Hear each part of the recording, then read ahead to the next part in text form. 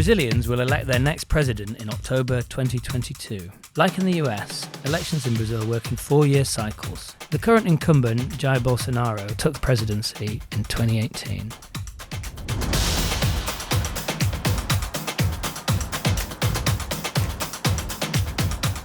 There are 2 rounds of voting. If one candidate gets over 50%, then they will win outright. Otherwise, the top 2 candidates go to a runoff.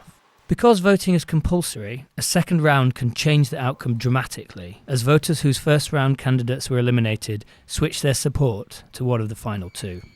In 1964, Brazil went under a military dictatorship. When a civilian government was restored in 1985, a myriad of different political parties emerged. However, the presidential race is generally a competition between 2 key candidates.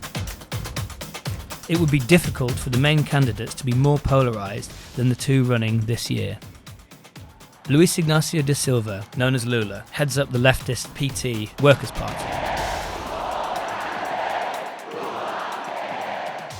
He was president between 2003 and 2010, a time remembered as a golden era by many Brazilians.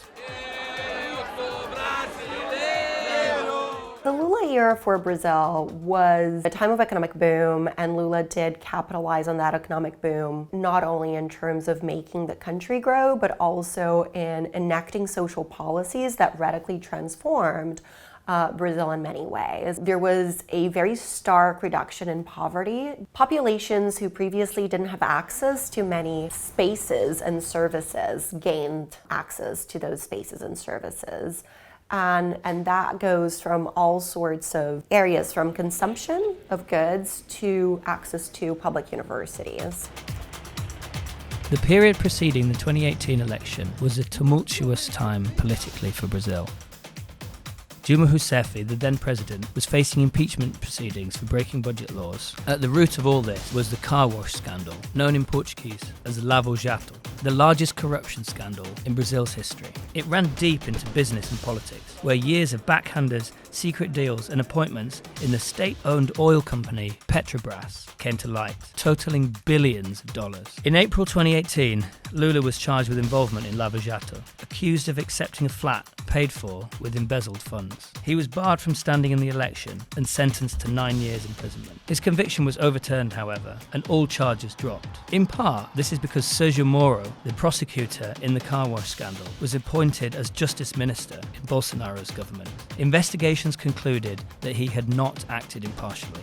The PT's and Lula's association with corruption is something that tainted his name and the Workers' Party label for a very considerable sector of the population. And so essentially, even though the judicial process was deemed partisan and partial, many people still do associate the PT with corruption, and Lula specifically with corruption. Dilma's role as president of the Petrobras board was one of the points of her impeachment, although she herself was not found to be corrupt. As the vice president of the time, Michel Temer assumed office after Dilma's impeachment. He was perceived as a caretaker president, so when the 2018 election campaigns were launched, Bolsonaro was announced as one of the candidates. He was a relatively obscure senator, an ex-military firebrand, most known for publicly making outrageous remarks that were sexist, racist, and homophobic. Começa a ficar meio assim, meio gayzinho. Leva couro, ele muda o comportamento dele. Olha, jamais eu tô pra você que você não merece. Olha, eu espero que não. Se eu falo, eu te dou outra. Dá que eu te dou outra. Dá que eu te dou outra.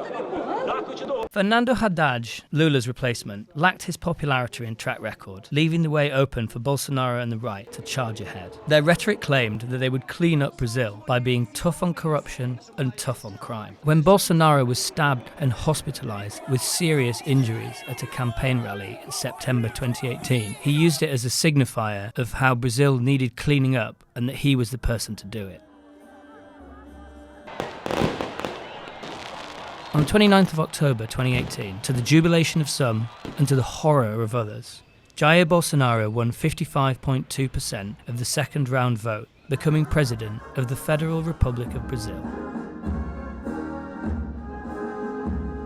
The 2018 elections takes place within a context of different crises taking place all at once, right? And so there was an economic crisis, there was this corruption crisis, there was also a public safety crisis, and there was a crisis of representation. There was this distrust in institutions and political elites more broadly.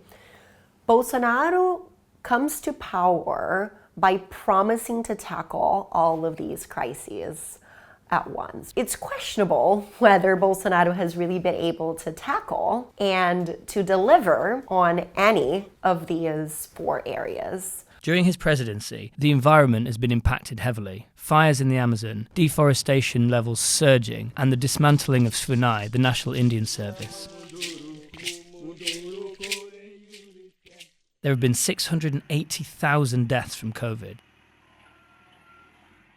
Bolsonaro himself has repeatedly downplayed the virus. Nós temos que enfrentar os nossos problemas. Chega de frescura e de mimimi. Vamos ficar chorando até quando? As a result of his inaction during the pandemic, a congressional inquiry advised he should be charged with 9 offences, including crimes against humanity. Bolsonaro was very criticized, not only in Brazil, but throughout the world, for his position in the pandemic as someone who consistently denied the severity of COVID-19, as someone who was hesitant to actually begin a vaccination policy in the country. And as a result, the death toll as a result of the pandemic was largely put on him.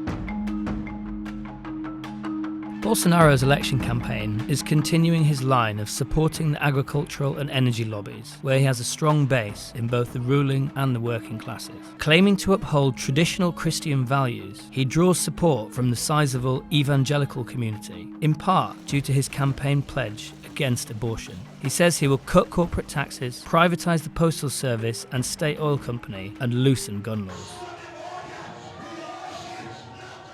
I think that one area that Bolsonaro has been able to deliver is when it comes to moral and cultural issues. And what that means is essentially embedding Christian values into the political infrastructure, both through the nomination of openly Christian actors, as well as through the incorporation of moral values into public policy. Bolsonaro is signaling that he will continue to deliver on this moral agenda, which he claims Lula is against. And so there is this idea that Lula and the PT are against the family and are against, Christian morals and values.